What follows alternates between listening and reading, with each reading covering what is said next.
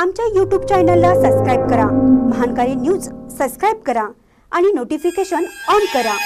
Notification on केल्यामुळे आमचे update आपल्यापर्यंत सतत पोहोचेल।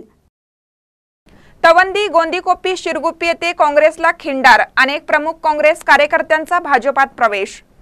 आगामी होऊ घातलेल्या लोकसभेचे भाजपाचे उमेदवार अण्णासाहेब जोल्ले यांना वाढता पाठिंबा निपाणी मतदारसंघात मिळत आहे। आज झालेल्या तवंदी, गोंदीकोपी, शिरगुप्पी येथील शेकडो काँग्रेस कार्यकर्त्यांनी आज आमदार सौ शशिकला जोल्ले यांच्या उपस्थितीत भाजपात प्रवेश करत पाठिंबा दर्शवला।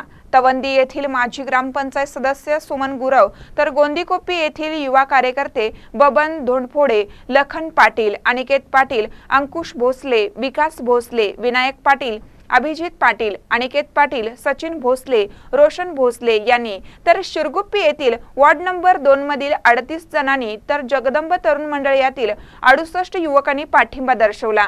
तर शिवाजी कापसे, बाबासाहेब पाटील, संजय कापसे, सुनील कापसे, बाळू अर्नाळे यांनी भाजप पक्ष प्रवेश आमदार सौ जोल्ले यांच्या उपस्थितीत केला।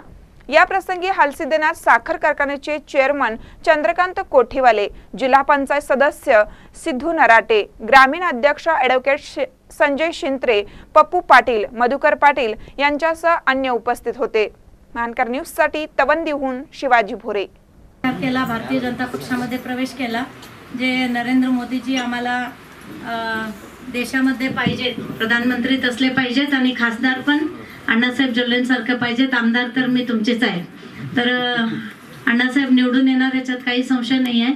आणि असा युवा वर्ग आपल्या ज्येष्ठ मंडळींच्या मार्गदर्शनाखाली इथं काम करा आणि जे काही गोंदीकोपीमध्ये चांगलं सुधारणा पाहिजे, मुलांच्या हाताला नोकऱ्या पाहिजेत, हे सगळं आम्ही येणाऱ्या दिवसामध्ये करूया। तुम्ही सर्वजण आपल्याकडे आला म्हणून तुम्हाला हार्दिक हार्दिक अभिनंदन करतो।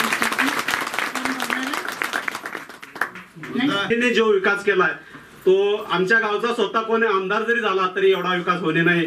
त्यांचा उपकार भरपूर 5 पिढीनं आम्ही जरी मतदान करत गेलो तरी बी उपकार फिटण्यासारखं नाही।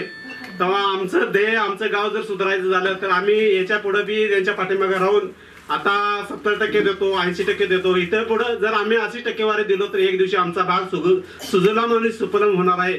शेतीचा पाणी हा आमचा मूळ आता उद्देश राहिलेला आहे। गावचा विकास पूर्ण जवळजवळ 99% झाला आहे।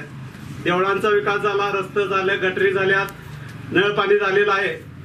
आणि आता जर शेतीचा पाण्याचा व्यवस्थित जर समजा इकडल्या बाजूला 50 एकर बागायत स्वतः विहिरी काढून बोर मारून केलेले आहे, तसं जर ह्या भागाला पाणी पोचलं तर आमचा भाग चांगला होईल। आमच्या युवक आता जर बाहेर जे काम करतात ते इथंच गावात करतील आणि चांगला भाग होईल। आणि तो भाग करण्यासाठी सर्वांनी या निवडणुकीसाठी जास्तीत जास्त जेवढं मतदान होईल ते 1 नंबर चिन्हावर, कमळ या चिन्हावर मारून आपला खारीचा वाटा उचलावा, एवढं हे करून माझं भाषण संपवतो।